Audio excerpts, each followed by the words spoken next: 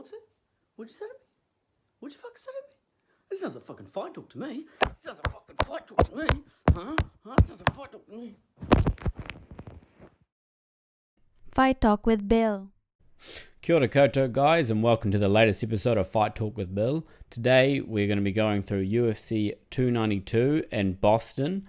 But before we get on to that, let's go for a recap of everything that's been going on in combat sports world between when we last caught up before UFC 291 and now.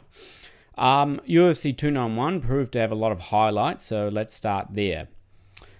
First of all, we can't not talk about the performance of Derek Lewis. Now, my boy Pete, and I shout out Pete, loves a bit of sports bet BYO, which are these really high return, super niche bets. So I'd already taken Lewis by first round KO and Lewis by KO because they were paying out criminally well. But there was this line here for the fight to be finished by either fighter in the first 30 seconds of the fight. So that was paying $46. So with this $5 stake, I was in the running for $230. That's $225 profit. So you could imagine how seething I am with the stoppage. However, still up overall in that fight, and absolutely fantastic to see the Black Beast get back in that win column and get those shorts off. Moving on to the main card, we had Holland do as he said he would when he showed Chiesa that there's levels to this and the game has passed him by. This is the third time Chiesa has been Darce choked by a striker, the other two being Vicente Luque and, as mentioned last week, Jorge Masvidal. Then, in much sadder news, we had yet another submission loss for T. Ferguson. Really sad to see. A lot of people saying he should retire, despite him claiming he was coming into his prime before this fight. To be honest, I don't think he would for at least a couple more fights. For one, they're probably still paying him quite a lot due to his name value. And two, he's just too damn crazy.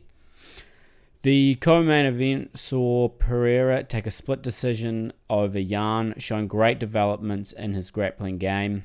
Then, lastly, onto the main event, history repeated itself in Salt Lake City, as with Justin, the highlight reel Gagey, scoring a second round head kick KO over Dustin Poirier.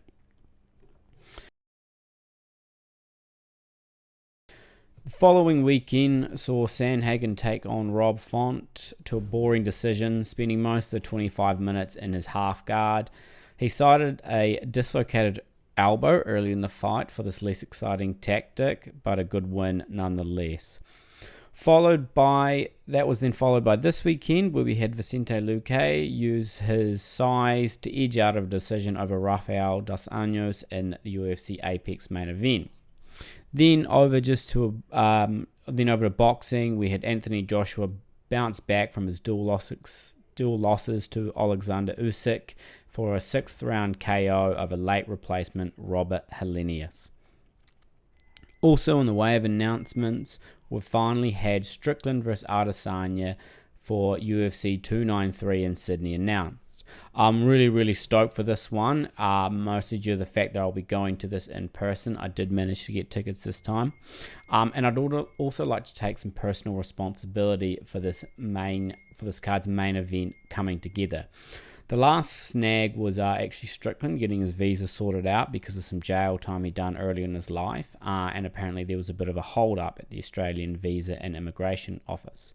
My girlfriend at the time happened to be just about to resubmit her visa application for approval, so I took the initiative and hid her application forms just so there would be that slightly less work in the visa office, and I think this might have been it that got Strickland's application across the line, so you can all thank me later. With all that out the way, let's move on to this week's pay-per-view event. Alright, as you know, we always get straight into the main event. The bantamweight strap is on the line with the Funk Master Aljamain Sterling putting it up against Sugar Sean O'Malley. A bit of controversy coming into this fight, as there often is in this company. This controversy coming as a result of Aljamain being booked for this fight, despite being very public that it was too soon after his victory over Cejudo and him needing more time to recover and train. There was somewhat of a public spat between himself and Dana White, which eventually finished in a photo of an apparent gifted Lamborghini from Dana to Sterling and an apology that Sterling will be a good boy from now on out.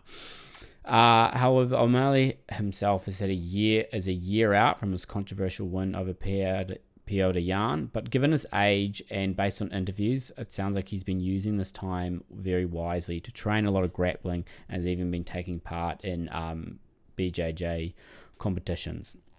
Speaking of O'Malley versus Yan, I just rewatched this fight and I remember very clearly scoring it as the judges did for O'Malley, despite me being a huge fan of Yan and having money on that fight at the time.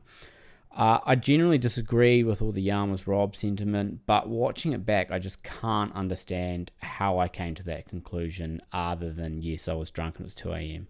To be honest, watching it back, I think there's an argument for Yan having all 3 rounds. So a bit of a digression, but it kind of makes me value O'Malley a bit less than I did formerly coming in. However, this match is going to be one of those ones that builds up a lot of interest for me just on how curious I am to see how it goes. It's no big secret that Sterling will be hoping to get it to the ground, get that backpack, maybe lock up a submission, whilst O'Malley will be hoping to keep it on the feet, keep it at range, and snipe out that chin.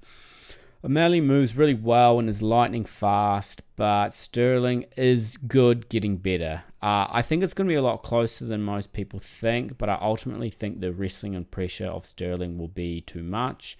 I think he will get it to the ground early, and I think he's going to sap the gas tank of O'Malley, taking away the speed of his shots, which he needs for his main path to victory, that being a KO. So I'm kind of leaning towards Sterling by points, if not a late submission. I think O'Malley's grappling is going to surprise a lot of people, but I just don't think it's going to be enough. It's a great fight. I'm real excited for and happy to see either win or lose, so I don't have so much anxiety going into it. Note the lines I read on the video today might change close to the fight date, but currently I'm eyeing up Sterling by points at $3.15 or Sterling by sub at $3. Next up, we have the co-main event where Zhang Weili takes on Amanda Lemos. I'd be lying if I said I had a lot of insight into this fight, but let's go anyway. Both fighters coming off impressive victories. Amanda Lemos coming off a 3rd round KO win over Marina Rodriguez. Then, of course, we have Zhang Weili's 2nd round submission over Carla Esparza to win the belt back again. Both fighters are known for great kickboxing, but what stands out to me is Zhang Weili's submission game and how in her last fight against someone who was supposed to be more comfortable on the ground, she was constantly threatening submissions, eventually getting one. Last I checked, she was paying $7 to win by sub, so that sounds like easy money to me.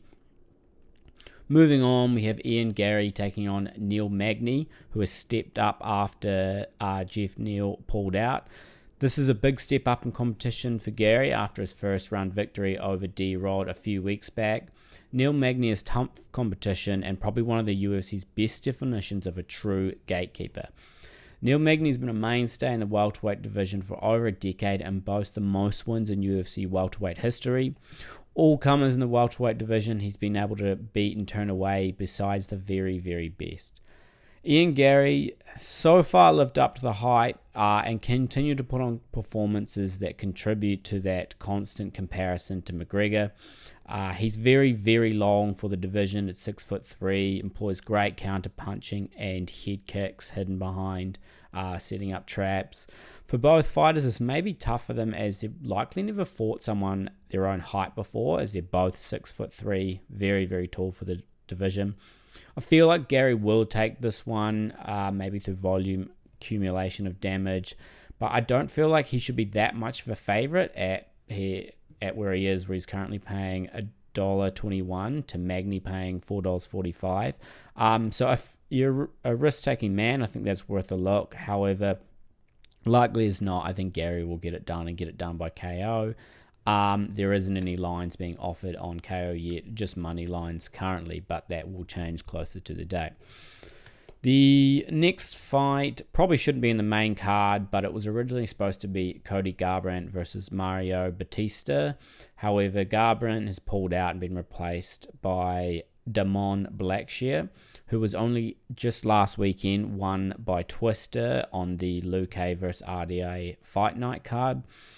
I watched a bit of tape on Mario Batista, and he seems to be very game, very aggressive, big submission guy, comes out banging, and whether or not he's winning the exchanges, after about a minute and a half, he then goes for a big takedown, loves a slam. So not too sure about this one, but it wouldn't be like me to give you guys uneducated gambling advice, so I'm not sure. Mario Batista maybe? Yeah, let's go Mario Batista. Lastly, Chris Weidman making his return off of a horrific leg injury back to Uriah Hall in April 2021. He hadn't had the best run leading up to that fight, as well as nearly 2.5 years time off, so I'm not really holding my breath for him here. Also of note in this card, we have the latest Tough season finale of the lightweights between Austin Hubbard and Kurt Hollabaugh. I'm not sure how many of you have watched this McGregor season, but I was always a fan of Tough, but this season has just been really, really dusty watching.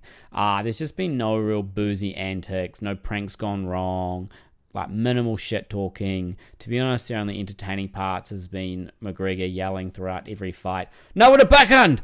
No matter who's fighting and no matter what's happening, he just yells that over and over. I think they brought in McGregor this season to try and save The Ultimate Fighter, as it had been in decline for a while, but I think this has more just sealed its fate, as it showed that even with McGregor, it's just not that good anymore. Alright, so that's all I have for you today. We will be catching up next before UFC 293 in Sydney, which I'll be attending in person. However, between now and then, we do have 2 destination fight nights for you to chew on. The first being Holloway versus the Korean Zombie in Singapore. Also on that card, Anthony Smith taking on Ryan Spann. We've got Giga Chikadze on that card. And also Junior Tafa taking on Parker Porter, which is very interesting, as Parker Porter 2 fights ago lost by KO to Junior Tafa's brother, Justin Tafa. The following week, we also have UFC Paris headlined by Gane v Spivak. Alright guys, thanks again for tuning in. We'll see you next time. This has been Fight Talk with Bill.